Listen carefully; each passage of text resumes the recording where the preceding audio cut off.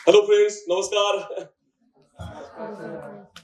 जिस तरह से आज का थीम है दोस्तों, एक छोटा सा रूट, एक छोटा सा सीड, छोटा सा बीज एक विशाल बोधि ट्री को, पीपल के पेड़ को जन्म दे सकता है, जिसके अंदर अनगिनत लोगों को छाया मिल सकती है। उसी तरह से एक छोटा सा विचार, एक छोटा सा विजन एक बड़ा सा प्रोजेक्ट खड़ा कर सकता है, जिसके अंडर में अनगिनत लोगों को रोजगार जनरेट हो सकती है। और आज की तारीख में एम्प्लॉयमेंट से ज्यादा बड़ी छाया क्या हो सकती है। और इसी के लिए शुरुआत में इतना जरूर कहना चाहूंगा कि धुओं की तरह पर्वतों से उड़ते हैं, धुओं की तरह पर्वतों से उड़ते हैं, हम खुशबू की तरह फूलों से उड़ते हैं। और ये अंधेरे की कैंचियां हमें खाक रोकेगी, हम पंखों से नहीं अपितु हौसलों से उड़ते हैं, हौसलों से उड़ते हैं।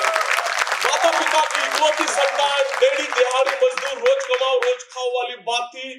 एक नॉर्मल स्कूल में दाखिला मिला, लेकिन रोज उन 5-6 हजार स्टूडेंट्स के साथ में लड़ाई, यूनिफॉर्म फाड़ के घर जाना, किताबें कोने में फेंक के रोने की शुरुआत, कल से स्कूल नहीं जाऊंगा। बच्चे बहुत परेशान करते हैं, अंधा अंधा ब्लाइंड ब्लाइंड करके चिढ़ाते हैं। उन दिनों माँ, जो मेरी सबसे बेस्ट फ्रेंड थी, मेरे सर पर हाथ फेर कर एक ही बात कहती कि भावेश, तू दुनिया को नहीं देख सकता, इसका मतलब ये नहीं कि यहाँ तकिए में मुंह डाल के रो। अरे घर से बाहर निकल और कुछ ऐसा करने की कोशिश कर, कुछ हट के करने की कोशिश कर कि जिस दुनिया को तू नहीं देख सकता, एटलीस्ट वो दुनिया तेरी तरफ देखने की शुरुआत करे। अब बात निकली है तो कुछ रिसर्च वाली बात भी बता दूं कि जब माँ सर पर हाथ फेरती है तो बाल यूं बड़े बड़े हो जाते हैं, लेकिन इसके विपरीत जब बीवी सर पर हाथ फेरती, मेरी हालत देख रहे हो क्या हो रही है। माँ के आशीर्वाद ही थे कि आफ्टर 10, 16 साल की उम्र में with my one sighted friend, हम दोनों ने एक टेंडम साइकिल बनाई। मेरा दोस्त जिसको एक ही पैर था लेकिन उसको दिखता था, और नागपुर महाराष्ट्र से नेपाल काठमांडू और वापस नागपुर हमने 6000 किलोमीटर की साइकिल टूर की 45 दिनों में, जिसको कई रिकॉर्ड बुक में दर्जा दिया गया।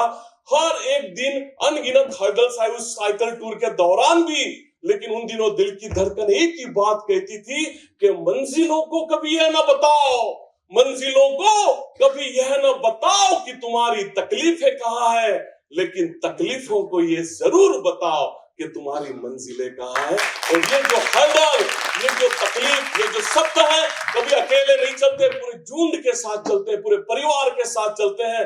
और मेरे साथ भी यही हुआ। एक हाथ में इकोनॉमिक्स और एमए साइकोलॉजी की फर्स्ट क्लास की 2-2 डिग्रियां थी, लेकिन माँ नहीं थी। उन्हीं दिनों माँ का 4 स्टेज ब्लड कैंसर से निधन हो चुका था, लाखों रुपए का कर्जा। इन परिस्थितियों के चलते डैडी जिंदगी भर के लिए स्किज़ोफ्रेनिया के मरीज हो चुके थे। बचपन से क्रिएटिविटी की चाह बिल्कुल थी। 14-15 साल की उम्र में कुछ फैंसी कैंडल्स छूने को मिले, लगता था ये मेरे लिए ठीक है। बाद में तो माँ के कहे हुए शब्द बार बार दिलो दिमाग में चलते थे कि कुछ अलग करने की कोशिश करना। तो कोई और जॉब न ढूंढते हुए Mumbai national association for the blind के पुनर्वसन केंद्र में मैंने 1 साल बेसिक कैंडल मैन्युफैक्चरिंग की ट्रेनिंग ली, कुछ मसाज की भी ट्रेनिंग ली। मेरा होम टाउन महाबलेश्वर।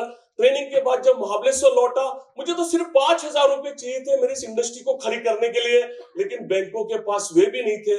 आप जानती हैं कि बैंक वैसे भी उन्हीं को कर्जा देती है जिनको उसकी आवश्यकता नहीं होती। मसाज करके 5, 10, 20 रुपए जमा करके 5000 रुपए जोड़े, मसाज को अलविदा कहा।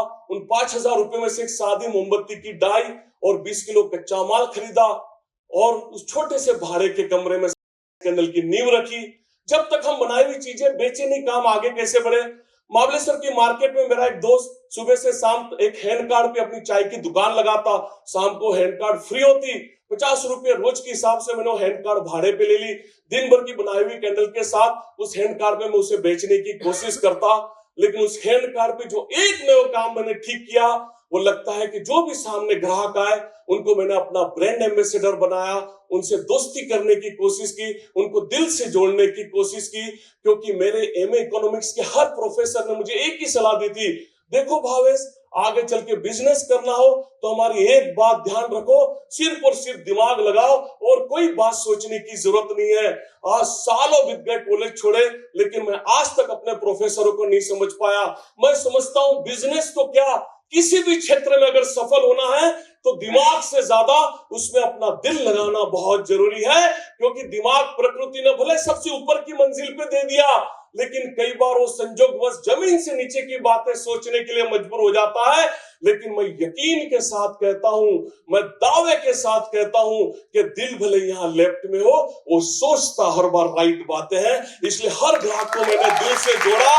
और उन दिनों, आज 30 सालों में, 32 सालों में जनरेशन बदल गई, लेकिन उन दिनों जो ग्राहक जुड़े थे आज भी से जुड़े हैं। सैकड़ों हजारों नए कस्टमर उन्होंने इस कैंडल के लिए लाए। लेकिन एक घटना उस हैंड कार्ड पे ऐसी हुई जिसने मेरा पूरा जीवन ही बदल दिया। नीता, मेरी धर्मपत्नी, उन दिनों मुंबई से एज ए टूरिस्ट आई हुई थी, 8-8, 9-9 पेट्रोल पंप की इकलौती वारिस। जब उसने मुझे हैंड कार्ड पे अकेला देखा तो रोज शाम को आके उसने मुझे हेल्प करनी शुरू की, और शायद मेरी खूबसूरती के चलते 19वें दिन उसके तरफ से शादी का प्रस्ताव आ गया। लेकिन इस प्रस्ताव के पीछे उसने जो बात कही, आज एक एक शब्द मुझे याद है कि भावेश, मैंने बचपन से सिर्फ ऐसा देखा, अक्सर लड़कियों के ब्याह बड़े घर में किए जाते हैं। बड़ा घर मतलब ज्यादा पैसा। मुझे जिंदगी में पैसों की सिवा कोई बात ही समझ में नहीं आई। लेकिन यहाँ 18 दिन काम करके अब मुझे मेरी जिंदगी का विजन मिल चुका है। हम दोनों एक होते हैं और मिलकर इन बच्चों के लिए काम करते हैं। आज 27 साल हो गए शादीशुदा जिंदगी को, लेकिन आज भी मैं दुनिया की ऊंची से ऊंची बिल्डिंग के टेरेस पे खड़े कहकर मेरी वाइफ के लिए इतना जरूर कह सकता हूँ कि वो इतनी हंसी है कि मेरी खुशी का क्या जवाब दूं, खूबसूरती के पन्नों से उसको क्या खिताब दूं। कोई फूल होता तो जरूर माली से मंगवा लेता, जो खुद एक गुलाब है उसको क्या गुलाब दूं।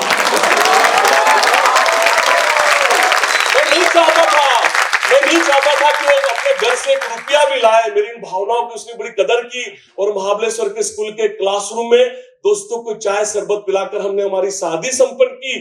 तीसरे चौथे दिन से उस हैंड कार्ड पे हमने काम शुरू किया।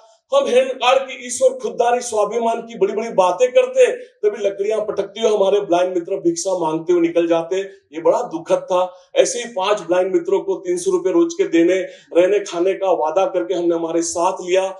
लेकिन ये 5 के 25 कब हो गए हमें भी पता नहीं चला। अब वर्कशॉप का भाड़ा, इनको रोज के 300 रुपए देना, कच्चा माल मंगवाना, उनके रहने खाने की व्यवस्था करना, और बेचने के लिए छोटी सी हैंड कार्ड, जो भी बचत थी बड़ी स्पीड में खत्म हो रही थी। लगा ये समाज सेवा आज नहीं तो कल बंद करनी पड़ेगी। और उन दिनों मुझे बड़े बुजुर्गों की कही हुई बात बार बार मेरे दिलो दिमाग में चल रही थी। जो मध्यम वर्गीय परिवार से आते हैं उनको अक्सर ही सुनना पड़ता है कि अपनी मर्यादा में रहो, जितनी चद्दर है उतनी पैर पसारना सीखो। और उन दिनों मुझे पहली बार लगा कि शायद वे ठीक ही कह रहे थे। दिमाग में तो उनकी कही हुई बात चल रही थी, लेकिन दिल की धड़कन कुछ और कह रही थी कि ये क्या बात हो गई, जितनी चद्दर है उतनी पैर पसारना सीखो। अरे उस निर्जीव चद्दर के लिए हम अपने सजीव पैर को क्यों तकलीफ दें? हमारे पैर जितने लंबे हैं उतनी बड़ी चद्दर बनाने की हम कोशिश क्यों नहीं कर सकते? और इन विचारों ने एक जबरदस्त ऊर्जा भर दी। उन्हीं दिनों मैंने रेडियो पे डॉक्टर अब्दुल कलाम साहब की बड़ी खूबसूरत स्पीच सुनी थी, जिसकी एक लाइन मुझे इतनी अच्छी लगी, उसको मैंने अपना गुरु मंत्र बनाया। इंतजार करने वालों के हाथ में उतना ही आता है जितना कोशिश करने वाले छोड़ दिया करते हैं। इस लाइन से प्रेरणा लेकर बड़े बड़े इंफ्रास्ट्रक्चर की इमारतों की राह ना देखते हुए एक माइक्रो प्रोजेक्ट पे काम करते हुए, जहां एक टेबल मिली हमने शोरूम खड़ा कर दिया, जहां एक कमरा मिला हमने हमारी मैन्युफैक्चरिंग शुरू कर दी। आजू बाजू के डिस्ट्रिक्ट से होते हुए आजू बाजू के राज्यों के भी कई ब्लाइंड मित्र हमसे जुड़ना चाहते थे। हमने सबको साथ में लिया, और आज का जो हमारा थीम ट्री है उसी तरह से उसके रूट, उसकी ब्रांचेस की तरह हमने सबको अपना पार्टनर बनाया। सब एक साथ जुड़े और मजबूती के साथ को आगे लेके जाने की कोशिश की। सबने अपना 100% देना शुरू किया, और उसका नतीजा ये हुआ कि जो कभी एक डिजाइन से हमने शुरुआत की थी, आज कैंडल 11,000 से ज्यादा डिजाइन प्रोड्यूस करती है। लेकिन सबसे ज्यादा खुशी है कि आज 9,500 मेरे ब्लाइंड और दिव्यांग मित्र मेरे साथ काम करते हैं। एक 20-25 हजार से लेके 40, 45, 50 हजार रुपया मंथली वे इनकम पाते हैं, जो घर उनको संभालने के लिए तैयार नहीं थे, आज काम करके पैसा भेजकर वे अपने घर संभालने लग गए। और हम ईश्वर खुदा को थैंक यू क्यों ना कहें कि उन्होंने 2 के बदले ये 10-10 आंखें बख्श दी। ठीक है ना, नहीं दिखता, लेकिन आज हमारी बनाई हुई कैंडल्स पूरे जहां को रोशन कर रही है। उससे ज्यादा खुशी की बात और क्या सकती है। मैं वापस आज हमारे ड्रीम के बारे में बताना चाहूंगा कि जो ज्यादा से ज्यादा कार्बन डाइऑक्साइड लेके अधिक से अधिक ऑक्सीजन देने की कोशिश करता है, इसी तरह हमारा कैंडल परिवार सोसाइटी से ज्यादा अंधेरा रूपी कार्बन डाइऑक्साइड लेके उजाला रूपी ऑक्सीजन देने के लिए अग्रसर हो चुका है। कोई भी अपॉर्चुनिटी आके कभी हमारा दरवाजा नहीं खटखटाती, हमें खुद हमारी अपॉर्चुनिटी क्रिएट करनी पड़ती है। ऐसा ही एक वाकया हुआ जब रिलायंस के तरफ से हमें एक नेशनल अवार्ड घोषित हुआ। माननीय नीता अंबानी जी और मुकेश अंबानी जी के हाथों अवार्ड दिया गया। उनके जाने के बाद उनके वाइस प्रेसिडेंट सर अपनी ऑफिस में ले गए और मुझे 51 लाख का एक चेक ऑफर किया कि हम चाहते थे कि आप बड़ी सी फैक्ट्री डालो, जिस भाड़े की व्यवस्था में आप काम करते उससे बाहर निकलो। माँ के संस्कार काम आ गए। मैंने कहा नहीं सर, पैसों की नहीं, आप दे सकते हैं तो काम दीजिए। उसने कहा आप जरूर पैसा नहीं लेना चाहते। मुझे नहीं सर, मुझे पैसों की आवश्यकता नहीं है। इतनी बड़ी कंपनी, कितने सारे सिस्टर कंसर्न, कितने सारे गिफ्ट आर्टिकल्स आपको लगते हैं, तो हमारे प्रोडक्ट का उपयोग क्यों नहीं करते। इसमें उजाला है, इसमें खुशबू है और पीछे अनगिनत हाथों को रोजगार जनरेट होती है। ये बात उनको इतनी अच्छी लगी। उनका बड़प्पन ही कहिए कि 2008 से टिल टुडे रिलायंस की हर न्यू ईयर गिफ्ट बनाने का हमें काम मिला। अब मुझे बताइए इससे बड़ी एंटरप्रेन्योरशिप की बात क्या हो सकती है कि कभी 51 लाख का चेक लौटा कर 2008 से टिल टुडे करीब 135 करोड़ से ज्यादा का काम रिलायंस हमारी कंपनी को दे चुकी है। उनका सक्सेस ऑर्डर आया। वैसे मेरी जब 2018 में माननीय प्रधानमंत्री जी ने बायोग्राफी पब्लिश की, 2020 में गवर्नर सर ने रुक जाना नहीं इस नाम से बेस्ट सेलर बुक बनी, उसकी दोनों की प्रस्तावना भी माननीय नीता अंबानी जी ने लिखी। आज 500 से ज्यादा मैनेजमेंट कॉलेज हमें केस स्टडी करती हैं। मैं उन तमाम विद्यार्थियों से कहता हूं कि चीजें बनाना बहुत आसान है, लेकिन सबसे जरूरी है चीजें बेचना। हम दुनिया की कोई भी भाषा उठा लें, उसमें हमें ये कहावत मिलेगी ही मिलेगी कि बेच सकते हो तो आप मिट्टी भी बेच सकते हो, नहीं तो आप सोना भी नहीं बेच सकते। 2012 में आमिर खान जी की बड़ी एक प्रचलित सीरियल थी सत्यमेव जयते, उसका आधे घंटे का एक एपिसोड हम पे बनाया गया और 2014 में कमाल हुआ कि हमें भारत सरकार की तरफ से पहली बार राष्ट्रपति पुरस्कार दिया गया बेस्ट ब्लाइंड सेल्फ एम्प्लॉयमेंट का। लेकिन दिल्ली से लौटकर मैंने उन तमाम स्टेट वर्कर को ढूंढा जिन्होंने कितनी बार मेरी हैंड कार्ड सिर्फ वो जगह खाली कराने के लिए फेंक दी थी। उनके घर गया, उनको मिठाइयां दी, उनसे गले मिला और उनको मैंने एक बात जरूर कही कि आपने मेरी हैंड कार्ड फेंकी नहीं रहती तो मैं राष्ट्रपति भवन तक पहुंच ही नहीं पाता। स्वामी विवेकानंद जी क्या खूब कहते थे कि जिस राह पे हम चल रहे हैं और उसमें रुकावटें नहीं आ रही तो समझो राह ही गलत है। और इसके लिए मैं इतना जरूर कहना चाहता हूं कि मुश्किलों से भाग जाना, अरे मुश्किलों से भाग जाना आसान होता है, हर लम्हा एक नया इम्तिहान होता है। डर कर जीने वालों को कुछ नहीं मिलता जिंदगी में, जो लड़कर जीते हैं उनके कदमों में जान होता है। 2016 में हमें 58,000 ओपन कैटेगरी के नॉमिनेशन में से एम्प्लॉयर ऑफ द ईयर के लिए चुना गया, दूसरा राष्ट्रपति पुरस्कार, और 2019 में रोल मॉडल इंडिया का तीसरा। लेकिन उस छोटी सी हैंड कार्ड से आज यहां तक का जो सफर है, मैं समझता हूं उसमें एक ही शब्द काम आया और वो था हार्डवर्क और सिर्फ हार्डवर्क। मैं सभी से कहता हूं कि एक सही एंगल पे, सही दिशा पे या सही डिग्री पे अगर हार्ड वर्क किया जाए तो सही डिग्री के हार्ड वर्क के सामने हार्वर्ड की कई डिग्रियां फीकी पड़ सकती है। और इस हार्ड वर्क, इस मेहनत के लिए इतना जरूर कहना चाहूंगा कि समा भी हवा में रोशन हो सकती है, समा भी हवा में रोशन हो सकती है। कश्ती तूफानों से निकल साहिल से जुड़ सकती है। आज जो छोटी टहनी है कल लंबी पतवार बन सकती है। आग की छोटी चिंगारी आग की ऊंची दीवार बन सकती है। मिट्टी जो रौंद दी गई पैरों तले वह कल ऊंची मीनार बन सकती है। बस तू एक बार मेहनत कर ले मेरे दोस्त, तेरी भी किस्मत बदल सकती है, तेरी भी किस्मत बदल सकती है। बस 1988 के बाद साइकिल टूर के बाद जिंदगी से करीब करीब स्पोर्ट्स निकल चुकी थी। जिस एज में स्पोर्ट्समैन ग्राउंड छोड़ देते हैं, करीब करीब उसी उम्र में 26, 27, 28 की उम्र में मैंने वापस खेलना शुरू किया। आप जानती हैं जैसे ओलंपिक वैसे पैरा ओलंपिक, गोला फेंक, थाली फेंक, भाला फेंक मेरे बचपन से पसंदीदा खेल थे।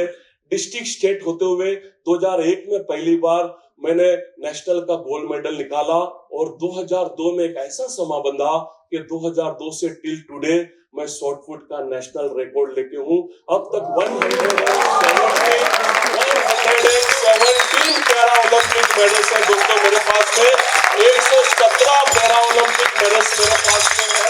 लेकिन ये सब के सब मेरी वाइफ को समर्पित है। जब पहला गोल्ड मेडल आया 2001 में, तभी उसने घर पे एक जिम लगवा दी। उसने कहा 10 किलोमीटर आपको ट्रैवल करके जिम में जाना होता है, कितना अच्छा जिम ही आप तक आ जाए। लेकिन अब प्रॉब्लम हो गया कि रोज सुबह 4 से 8 मुझे जिम में जाना पड़ता है। आज 53 की उम्र में भी 350 400 पुशअप्स निकालता हूँ, उसके बाद नाश्ता नसीब होता है।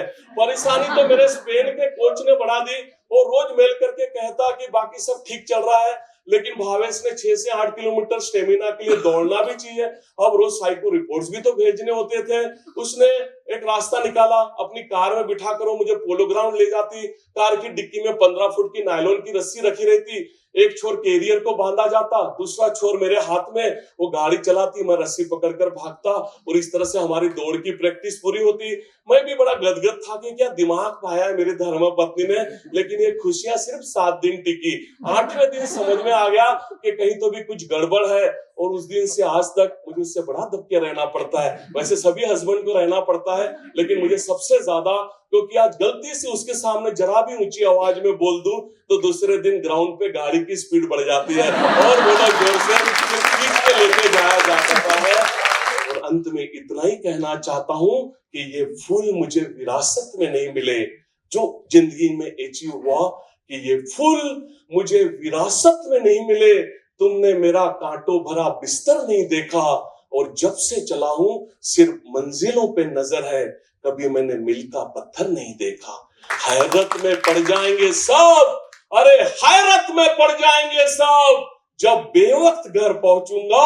उम्र ढल गई, कभी दिन में घर नहीं देखा। महबूब की गली हो या बुजुर्गों की जमीनें, छोड़ दी एक बार तो मुड़कर नहीं देखा। और पत्थर समझता है मुझे, पत्थर समझता है मुझे, मेरा हर चाहने वाला। मैं मोम हूं, तूने मुझे छुकर नहीं देखा, तूने मुझे छुकर नहीं देखा। Thank you TEDx.